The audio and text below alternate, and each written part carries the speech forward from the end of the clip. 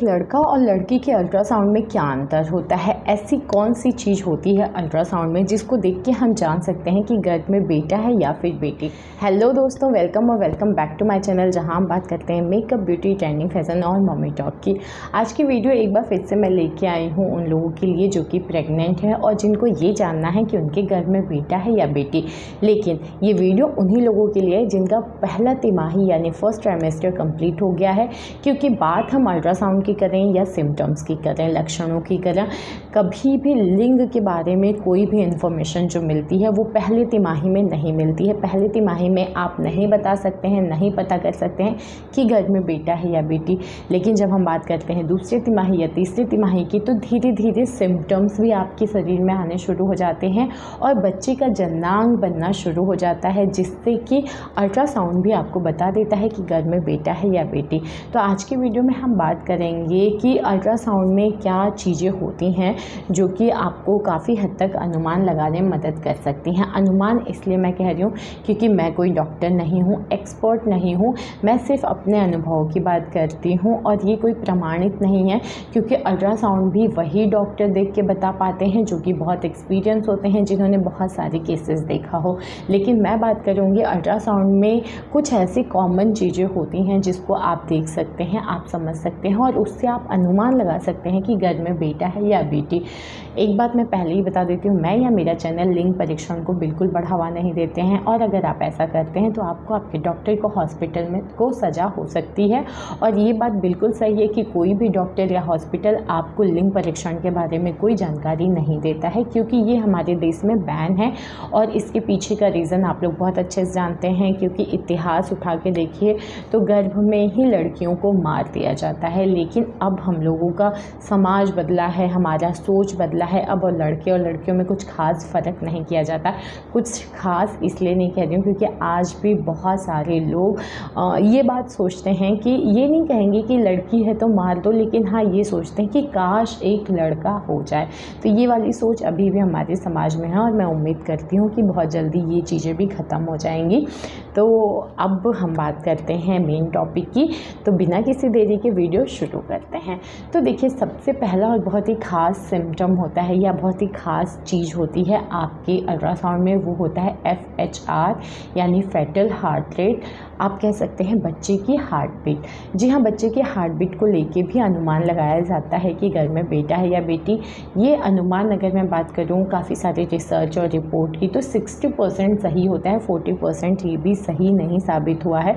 तो एकदम 100% तरीका नहीं होता है। लेकिन देखिए, आपके अल्ट्रासाउंड में आपके फेटल की हार्ट रेट यानी बच्चे की हार्ट बीट रेट होती है लिखी हुई, उससे भी आप पता कर सकते हैं। जैसे अगर आपके बच्चे की हार्ट बीट है ना 140 या 140 से कम है, देखिए स्टार्टिंग के 3 महीने में नहीं, क्योंकि उस टाइम पे बच्चा लड़का हो या लड़की सबका ही हार्ट बीट थोड़ा सा हाई होता है।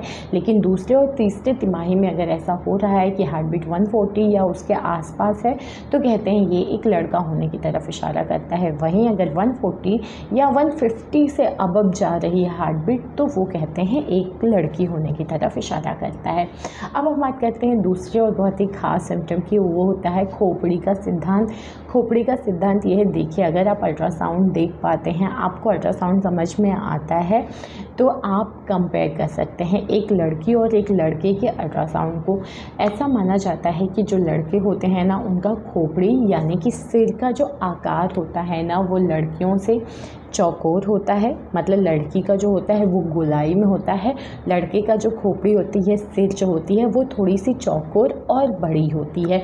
तो लड़की के अगर अल्ट्रासाउंड को आप ध्यान से देखेंगे और समझ पाएंगे, क्योंकि कई बार होता है ना, अल्ट्रासाउंड बच्चे की पोजीशन पे डिपेंड करता है कि बच्चा किस पोजीशन में है।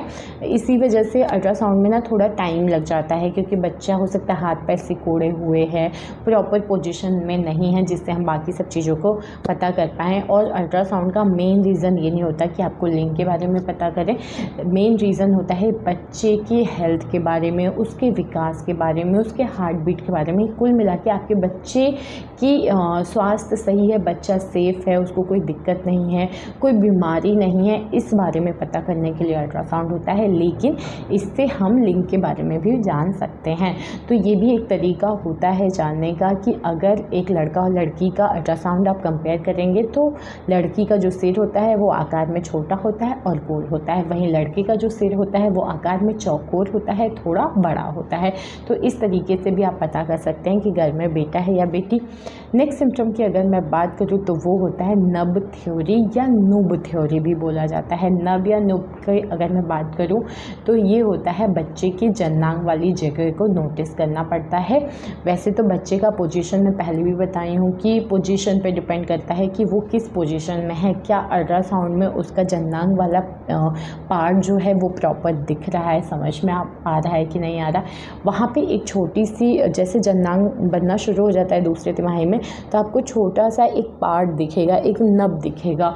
उसी के एंगल को देख के लोग अनुमान लगाते हैं कि घर में बेटा है या बेटी। ऐसा माना जाता है कि जो नब है ना वो अगर 40 डिग्री से ऊपर की तरफ अगर उसका कोण बन रहा है, रीढ़ की हड्डी से नब जो है वो 40 डिग्री से ऊपर ज़्यादा का कोण बनाता है, तो ये एक लड़का होने की तरफ इशारा करता है। वहीं अगर 40 डिग्री से नीचे या 30 से भी नीचे, थोड़ा नीचे की तरफ झुका हुआ नब है, तो कहते हैं ये एक लड़की होने की तरफ इशारा करता है। तो ये नब थ्योरी है और इससे भी आप पता कर सकते हैं कि घर में बेटा है या बेटी। नेक्स्ट सिम्टम की अगर मैं बात करूँ तो वो है पेशाब का फ्लो देखा जाता है कि ऊपर की साइड है या नीचे की साइड है, और ये चीज़ आप नहीं देख पाएंगे, ये आपका डॉक्टर ही देखता है, वही समझता है, क्योंकि वो बहुत एक्सपीरियंस डॉक्टर ही समझ पाते हैं। अगर आप समझ पाएंगे तो आप बिल्कुल नोटिस करेंगे कैसे जो बच्चे का पेशाब होता है ना उसका फ़्लो देखा जाता है। ऐसा माना जाता है कि बच्चे का पेशाब का फ़्लो जो है ऊपर से नीचे की तरफ है। क्यों है आप लोग समझ पा रहे हैं, बच्चे का जननांग ऊपर की तरफ होता है, मतलब लड़के का। तो अगर बच्चे का जो पेशाब है वो नीचे से ऊपर की तरफ बह रहा है, ऊपर की तरफ फ़्लो कर रहा है, तो ये एक लड़का होने की तरफ इशारा करता है। वहीं अगर नीचे की तरफ फ़्लो हो रहा है तो ये एक लड़की होने की तरफ इशारा करता है। तो ये भी एक तरीका होता है घर में पल रहे बच्चे के लिंग के बारे में जानने का। नेक्स्ट सिम्टम की अगर मैं बात करूँ तो उसके बारे में हम पहले भी बात कर चुके हैं, एक बार फिर से मैं बताऊँगी। वो होता है हैमबर्गर या फिर टर्टल। देखिए बच्चे के जननांग वाली जगह को ही नोटिस करना है। टर्टल मतलब होता है कि कछुए की आकृति, ठीक है। और अगर हैमबर्गर की बात करें तो 3 लाइन की आकृति होती है जिसको हैमबर्गर कहते हैं। तो हम अल्ट्रासाउंड में यही देखते हैं कि जननांग वाली जो जगह होती है वहाँ पे टर्टल जैसा शेप बना हुआ है या हैमबर्गर वाला बना है। अगर आप देख पा रहे हैं, अगर बच्चे का अल्ट्रासाउंड प्रॉपर आपको समझ में आ रहा है तो देखिए इस टाइप का होता है टर्टल और इस टाइप का होता है हैमबर्गर। तो आपको वही नोटिस करना है कि क्या जननांग वाली जगह पे टर्टल जैसा शेप बना हुआ है, कछुए की आकृति है, तो ये बिल्कुल आप मान सकते हैं सटीक तरीका है ये जानने का कि गर्भ में बेटा है। वहीं अगर 3 आकृतियाँ बनी हैं, 3 लाइन जैसी बनी है, हैमबर्गर बना हुआ है, तो कहते हैं ये एक लड़की होने की तरफ सटीक इशारा करता है। तो ये कुछ तरीके होते हैं जिससे आप पता कर सकते हैं। इसके अलावा एक और ख़ास चीज़ है जिसको मैं बताऊंगी, वो होता है प्लेसेंटा की पोजीशन, और इससे रिलेटेड बहुत सारे क्वेश्चन आप मुझसे पूछते हैं। वैसे तो प्लेसेंटा पोजीशन को लेके बहुत ज़्यादा कंफर्म नहीं होते हैं, 100% सटीक तरीका नहीं होता है, क्योंकि इसमें भी 60-40 वाला रेशो होता है।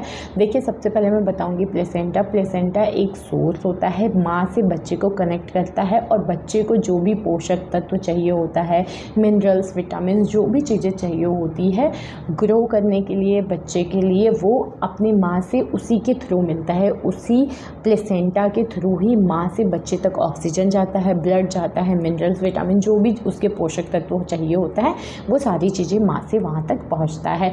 तो प्लेसेंटा का 2 पोजीशन होता है, एंटीरियर और पोस्टीरियर। एंटीरियर क्या होता है, पेट के आगे की तरफ, यानी गर्भाशय के आगे की दीवार से अगर प्लेसेंटा जोड़ा हुआ है तो एंटीरियर, और अगर गर्भाशय के पीछे की दीवार से जोड़ा है तो पोस्टीरियर। एक बार मैं फिर से कहूँगी, ये 100% तरीका नहीं है, लेकिन आपके क्वेश्चंस आते हैं इसलिए मैं बता रही हूँ। तो ऐसा माना जाता है कि अगर प्लेसेंटा एंटीरियर है यानी गर्भाशय के आगे की दीवार से जुड़ा हुआ है तो लड़की होने के चांसेस ज़्यादा होते हैं। वहीं अगर प्लेसेंटा पोस्टीरियर है यानी पीछे की दीवार से जुड़ा हुआ है तो लड़का होने के चांसेस ज़्यादा होते हैं। चांसेस ज़्यादा होते हैं, कंफर्म नहीं होता 100% सटीक तरीका नहीं है। तो ये थे कुछ ख़ास सिम्टम, कुछ ख़ास अंतर जिससे आप पता कर सकते हैं कि घर में बेटा है या बेटी। और ये था आज का वीडियो। उम्मीद करती हूँ वीडियो अच्छी लगी हो तो लाइक शेयर कमेंट करिए, चैनल को प्लीज़ सब्सक्राइब कर लीजिए। मिलते हैं नेक्स्ट वीडियो में, तब तक के लिए बाय।